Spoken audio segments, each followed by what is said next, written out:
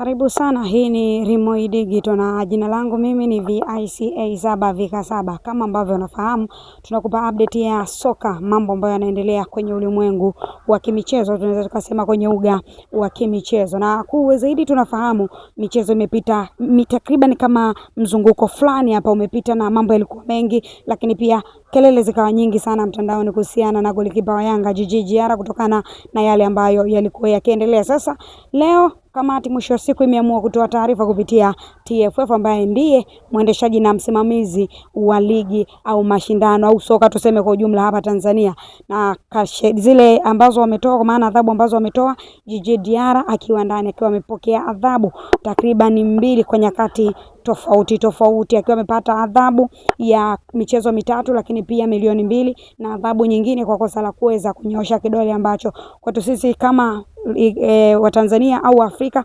tunaamini ni lugha ambayo si ya kiungwana, hususan kwenye mazingira ya Kitanzania. Hapa niko na Kachero Nasibu Mgwama, tunazungumza naye tujue namna ambavyo hizi adhabu zimetoka kwa upande wa Simba, pia nao wakiwa wamepigwa adhabu ikiwa ni mfululizo kwenye michezo kadha wa kadha, wamekuwa wakikumbana na adhabu za namna hii. Nasibu, kwema kwanza? Bwana, mimi niko vizuri kabisa Aljuma hii leo, na nimefurahi sana baada ya kuiona taarifa ya bodi ya ligi. Imekuja wakati mzuri kwa sababu nilikuwa napigia sana kelele kwamba kitendo kilichofanyika na Djigui Diarra ni kitendo ambacho hakistahili kwa golikipa mkubwa kama yeye kuweza kufanya. Kwa hiyo hiki ambacho kimekuja kuamliwa hii leo, hizi adhabu ambazo zimekuja kutolewa, ni kile ambacho tayari nishakizungumza juu ya kutokuridhishwa na kile ambacho alikifanya. Kwa hiyo nimefurahishwa sana na adhabu ambazo zimetolewa, na niseme tu unapokuwa golikipa mkubwa kama Diarra,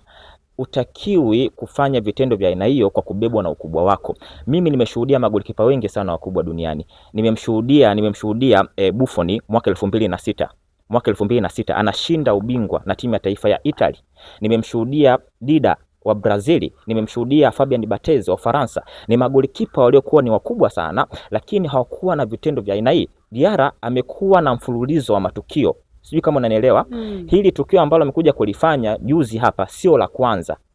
Amekuwa na hayo matukio, na kingine ambacho kikanisikitisha zaidi, akaenda mbali zaidi na kutuoneshea kidole cha kati waandishi. Kwa hiyo kamati imetenda haki, alistahili kufungiwa, na hii ni adhabu ambayo anapaswa kujifunza. Lakini wasiishie tu hapo, na wasi pia Young Africans.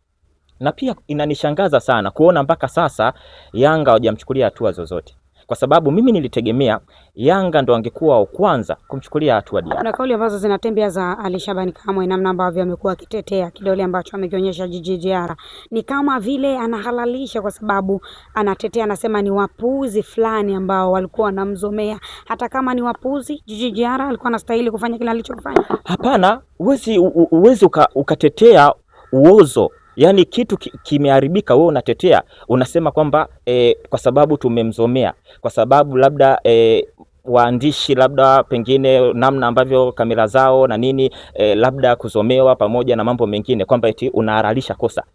Yani haitakiwi kwamba eti kwa sababu mtu amezomewa basi akafanya hicho kitendo. Utaenda kucheza Uarabuni, mataifa kama Egypt, mataifa kama Morocco, mataifa kama Tunisia, mataifa ambayo mashabiki wake ni mashabiki ambao wana vitendo vingi vya kuweza kukutoa wewe golikipa mchezoni.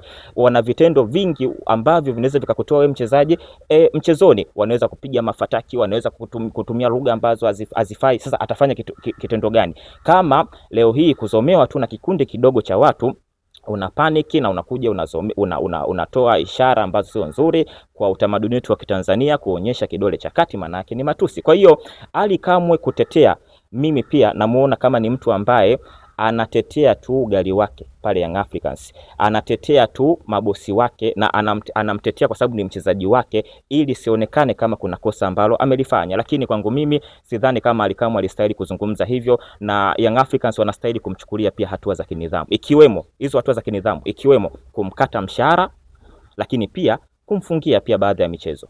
Kwa namna ambavyo adhabu zimetoka kwenye bodi ya ligi, milioni takriban 4 kwa Djigui Diarra, lakini pia ataenda kukosa mechi takriban 3. Wakati ambao anafungiwa Selemani Mwalimu, watu wengi walipiga kelele, kwa nini michezo 3 pekee? This time tunamwona ni Djigui Diarra. Kelele zile ambazo walikuwa wanazipiga na adhabu, na sheria inasema vizuri kabisa ya kwamba ni kuanzia michezo 3 na kuendelea, kwa maana isipungue michezo 3. Ndicho kilichotokea kwa Selemani Gomez, this time pia kwa Djigui Diarra. Lakini watu walikuwa wanapiga kelele, ni kama watu hawasomi zile kanuni, ama kwa sababu aliwahi kufanyiwa mtu mwingine ndivyo ambavyo wanataka pia ifanyike kwa mwingine. Watanzania tunachukua mambo kwa hisia. Yaani Watanzania wengi sio wataalamu wa kusoma. Unajua hata wakati tunasoma shule tulikuwa tunapenda hadithi za kusimuliwa na sio zile za kusoma. Kwa hiyo kikanuni ni kwamba ni kweli kuanzia michezo 3 mpaka michezo 5 inategemeana na ukubwa wa kosa. Lakini kwa aina ya kosa ambalo amelifanya Djigui Diarra, kwa aina ya kosa ambalo amelifanya la kwenda kumkoromea muamuzi, na sio tu kumkoromea, kutaka kumpiga muamuzi, bado naona michezo 3 michache sana.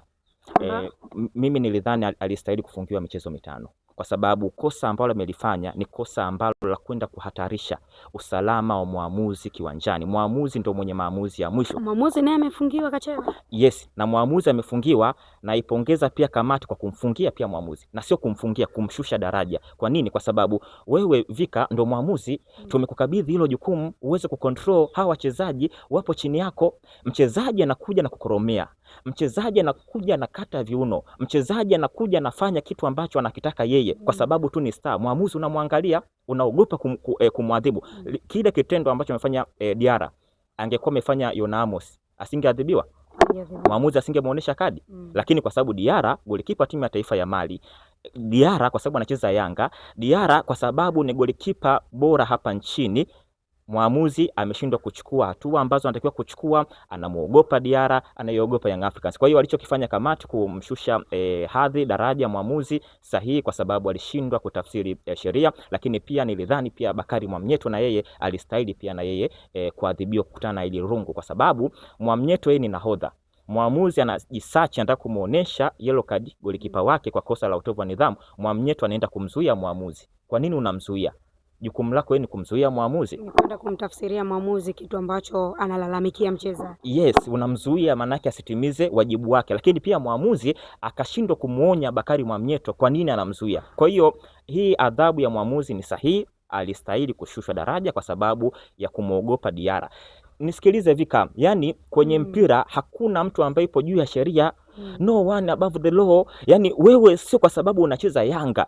Tumeshashuhudia kwenye nchi hii magolikipa wakubwa.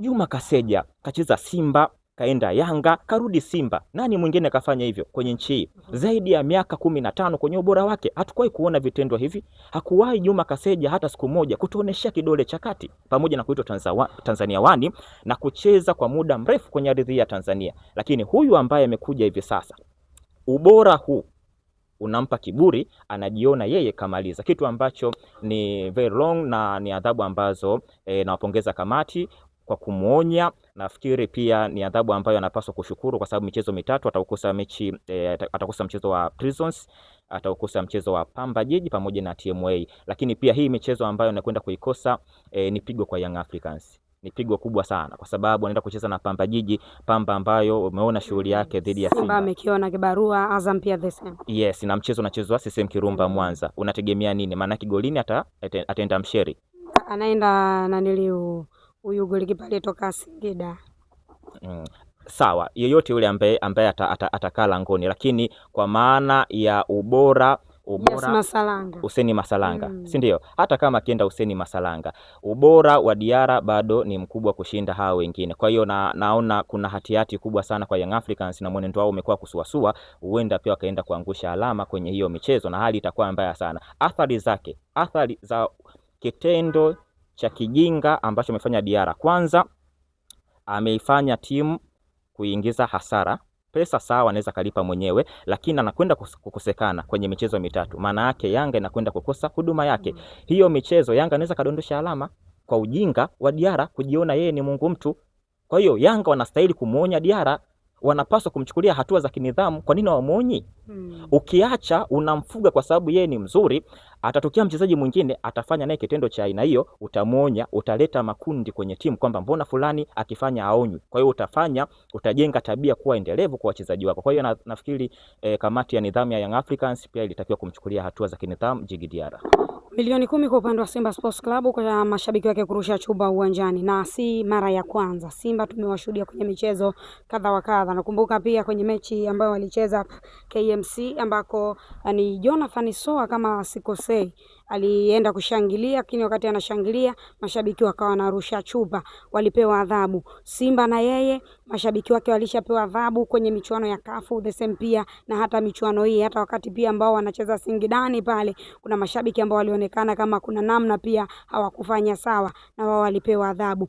This time Simba tena dhidi ya Pamba anapewa adhabu milioni 10. Hivi vitendo vimekuwa ni mwendelezo kwa upande wa Simba, mashabiki wanaiathiri klabu kwenye upande wa utoaji wa hizi adhabu. Unadhani namna ambavyo Simba wanaenda ni kama wanawalea mashabiki wao?